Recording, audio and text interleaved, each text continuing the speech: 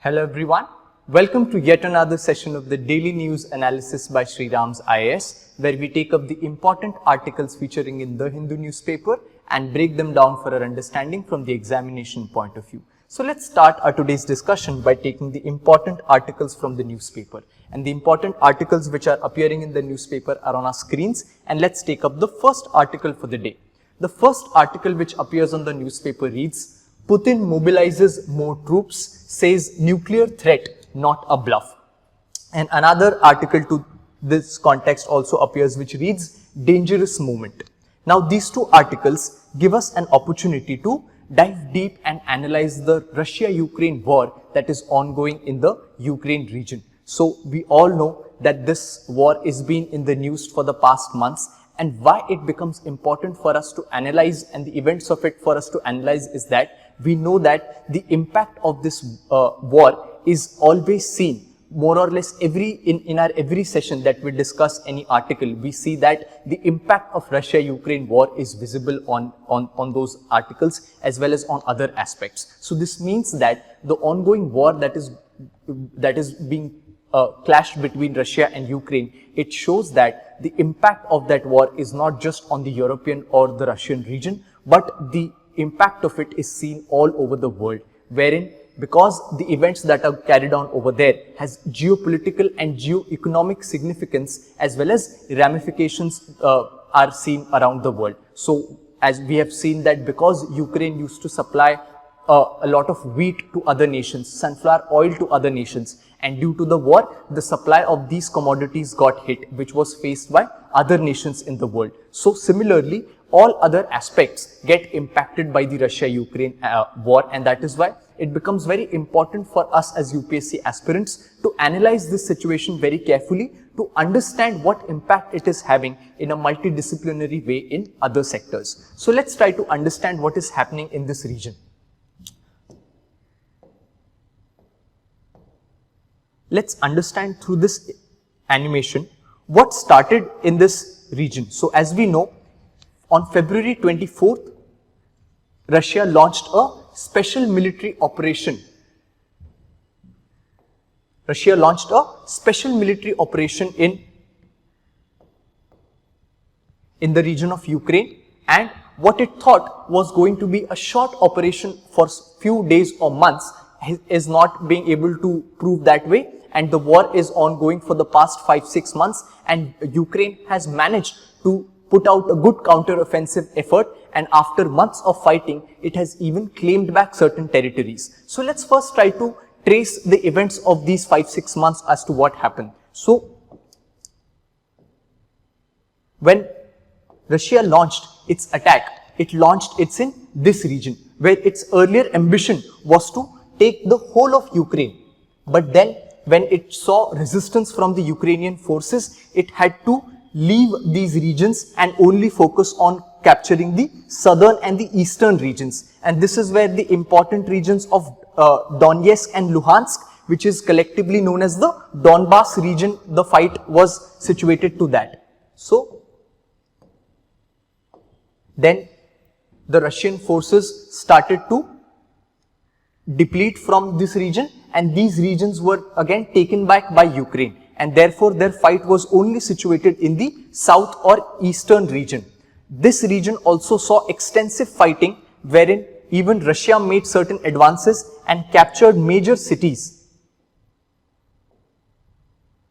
It captured major cities, but this invasion was obviously aided by the Western forces, wherein it was supported by the West, and financial aid and military aid was given to Ukraine, due to which Ukraine could manage this conflict, and which saw Ukraine also giving counter-offensive steps and taking back certain territories. So as we can see in the map, Ukraine has taken the important territories of Kharkiv, the Kherson region, right? So these blue markers show us the territory taken back by Ukraine from Russia. So this shows significant developments in the Russia-Ukraine war, where what Russia sought out to do, it could not achieve, and its war in the region has not panned out the way it wanted to happen, and Ukraine is being greatly aided by the Western powers, which has helped it supply the necessary ammunition to prolong the war and to weaken Russia. So this has resulted into territories being taken back by the Ukraine. And what has happened yesterday is that Putin finally announced the partial mobilization of his troops, which means that those troops which were sent on the Ukraine border to fight, they were now being felt that the troops are less, and another set of troops would be sent, and these would be from the reserve force. So a lot of this can be said as normal citizens being asked to take up the army role or being asked to fight for the country. So yesterday there were a lot of news or memes about people leaving the country, people not wanting to join the army for this war. So this shows that Russia is in a dire situation, and Putin is getting desperate to make a move and to make amends of what it thinks are the negative points that have happened with Russia in this point.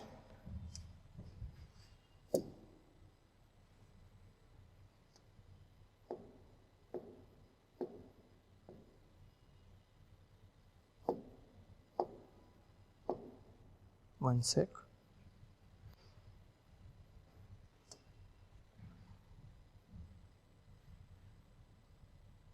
Right.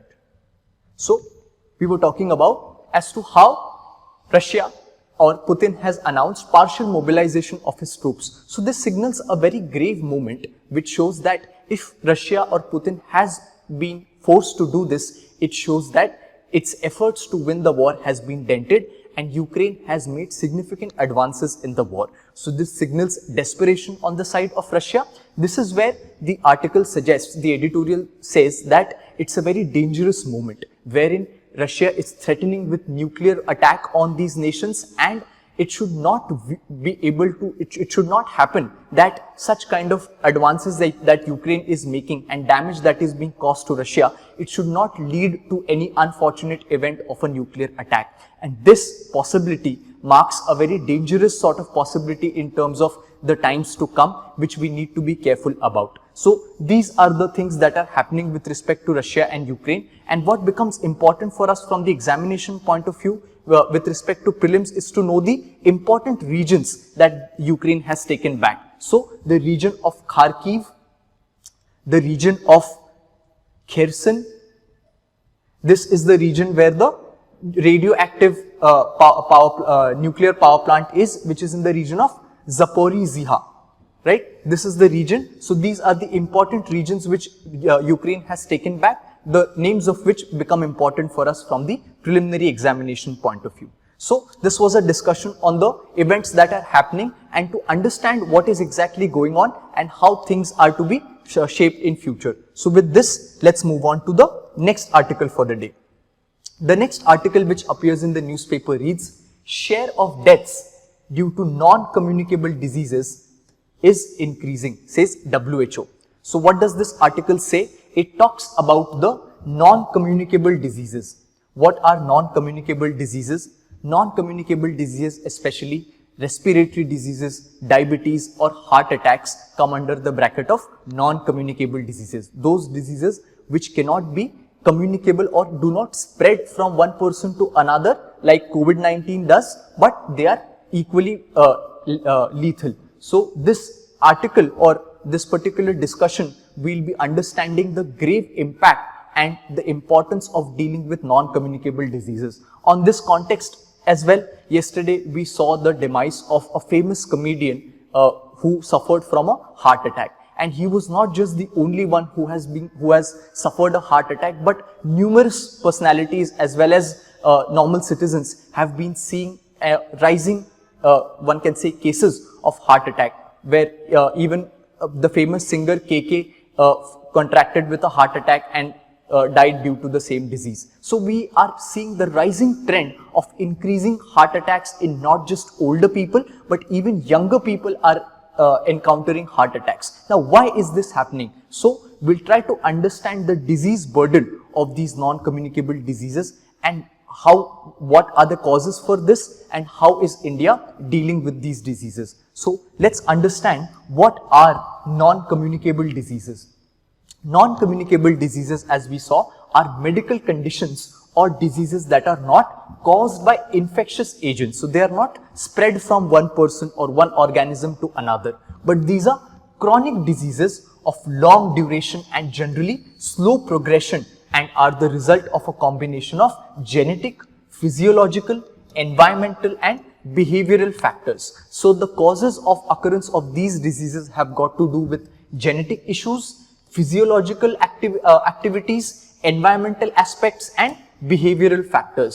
These factors come together to create or cause symptoms for non-communicable diseases.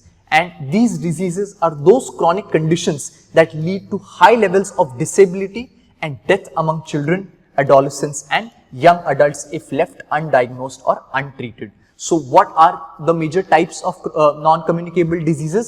The cardiovascular diseases, like the popular name known as heart attacks, cancers, chronic respiratory diseases such as asthma and diabetes. These are the 4 major non-communicable diseases, and as we are hearing the name of these diseases, we can understand the rising prevalence of these diseases in this society. Not just in India, but all over the world, the cases for these diseases are rising. And here is where WHO is saying that NCDs, or the non-communicable diseases, are the main cause of the morbidity and mortality all across the world, wherein they account for a mammoth 74% of the global mortality according to the WHO. What this means is that 74% of the total deaths that are happening in the world are being contributed by the non-communicable diseases. This is a sign of even more severity than the COVID-19 pandemic. It's just that COVID-19 spreads very fast.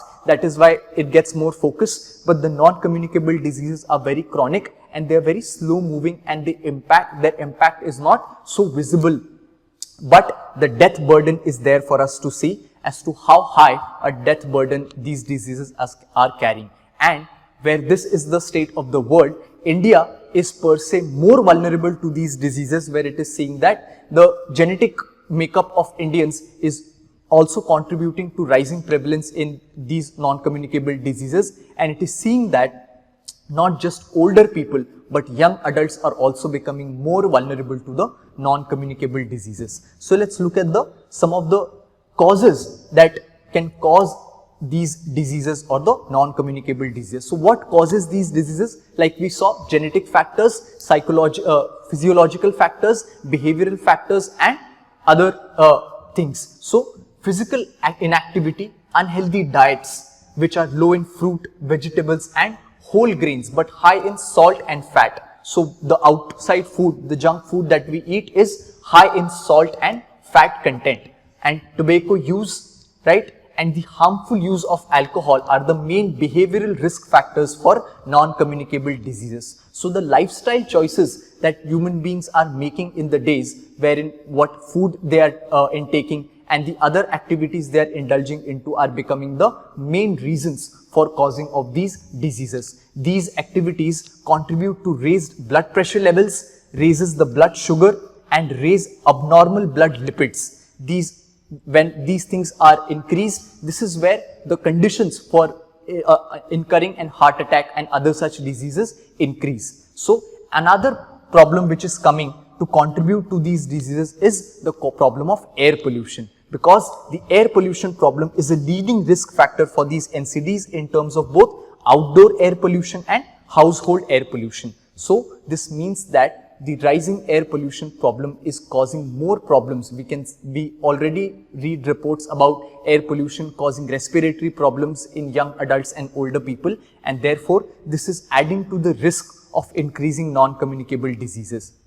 So let's look at a few data points about the deaths. As we saw, the total NCD mortality for the world, of the 55 million global deaths in 2019, 41 million were due to non-communicable diseases. This shows the 74% share of deaths in the global death mortality by the NCDs. And the premature NCD mortality is also very high, where 47% of the NCD deaths in low and middle income countries in 2019 occurred before the age of 70. So as we were seeing, the rising trend of younger people being contacting with the non-communicable diseases and deaths occurring in that area. And with respect to risk factors, 80% of premature heart disease, stroke and diabetes can be prevented. So this is also a revealing fact which forms a part of our way forward, that what can we do to decrease these factors and to save ourselves from these deadly diseases. Now let's talk about India. What is the status of non-communicable diseases in India? As I mentioned earlier, India is facing acute problem of non-communicable disease and a rising burden where nearly 5.8 million people die from NCDs, heart or lungs diseases, stroke, cancer and diabetes, all these diseases every year, or in other words, 1 in 4 Indians have a risk of dying from an NCD before they reach the age of 70. And it is found that there is an increase in the contribution of NCDs from 30% of the total disease burden. So earlier, where NCDs were contributing 30% to the total disease burden, now it is contributing 55% in 2016. This is the trend which shows that the severity and gravity of morbidity or mortality that these NCDs are causing is increasing. So after understanding what these diseases are, what are their major types, what are the major causes that are being attributed to them, and understanding what their state is in India, let's understand what the government is doing with respect to stopping these diseases. So the premier program of the government to tackle these diseases is the National Program for Prevention and Control of Cancer, Diabetes, Cardiovascular Disease and Stroke, shortly named as NPCDCS program. This is the national program for dealing with non-communicable diseases, which was launched in 2010.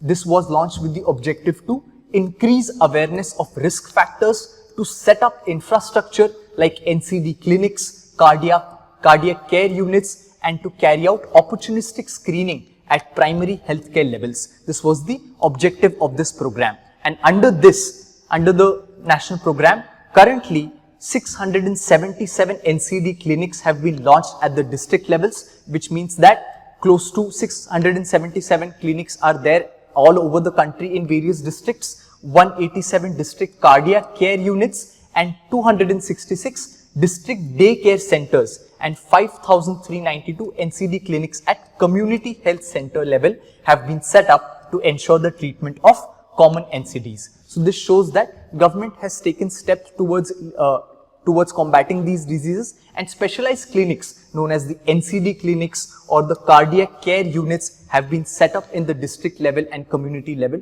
to take care of these diseases. So this shows efforts taken by the government in this direction, but we also know that these efforts need to be enhanced and they need to be proactively taken more, so that every person or more and more people get benefit from this. India is the first country to adopt the National Action Plan with specific national targets and indicators aimed at reducing the number of global premature deaths from NCDs by 25% by 2025. India has taken this first step because India faces the highest burden of deaths from the non-communicable diseases. And apart from this, it is necessary to launch initiatives in all directions. So where it has launched mobile application called M-Diabetes for diabetes control, M-Cessation for helping quitting tobacco, and No More Tension as a support for mental stress management, because stress is also a major reason for causing of these diseases. And apart from that, it is also important that apart from these government initiatives, what becomes important for us as citizens to understand is to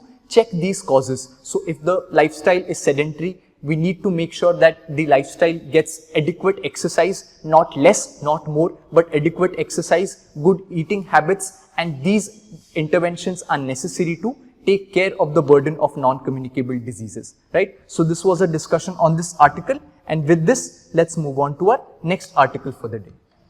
The next article which appears in the newspaper reads, ISRO successfully tests hybrid propulsion system to aid future technologies.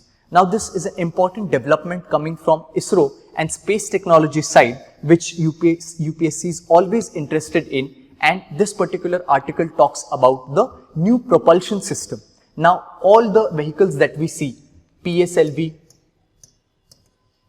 GSLV, The recent one which was launched was the SSLV, Small Satellite Launched Vehicle. All these launch vehicles used by ISRO to transfer satellites and payloads into the space require propulsion systems, right? Require the thrust of their engines to send them into space. And ISRO has tested a new technology for this propulsion system, which is known as a hybrid motor. Now, what is this hybrid motor? This is a 30 kN hybrid motor tested at ISRO Propulsion Complex at Mahendragiri in Tamil Nadu. So, this test was carried out by ISRO Propulsion Center and ISRO's Liquid Propulsion Systems Center. And this hybrid motor, what do we mean by hybrid motor? It employs solid fuel and liquid oxidizer. So, earlier versions of the propellant systems either used to use solid system where both the fuel as well as the oxidizer was solid, or both fuel and oxidizer were liquid. This hybrid motor means that this motor is using solid fuel and liquid oxidizer, so the solid fuel is hydroxyl terminated polybutadiene is the solid fuel that is being used. This fuel was used earlier in the PSLV, GSLV vehicles as well, but along with this, the propellant, the oxidizer that was used, that was not liquid oxygen. In this case, the liquid oxygen is used as the oxidizer, and this is what is the innovation that ISRO has done, and this is the hybrid motor that has come out. And these new fuels, both HTPB or hydroxyl terminated polybutadiene and liquid oxygen, are green and therefore much eco-friendly, and of this the liquid oxygen is also safer to handle. This is what ISRO is saying. So, these are the new developments with respect to the propulsion system. And what would be the use of it? It is the motor that is tested.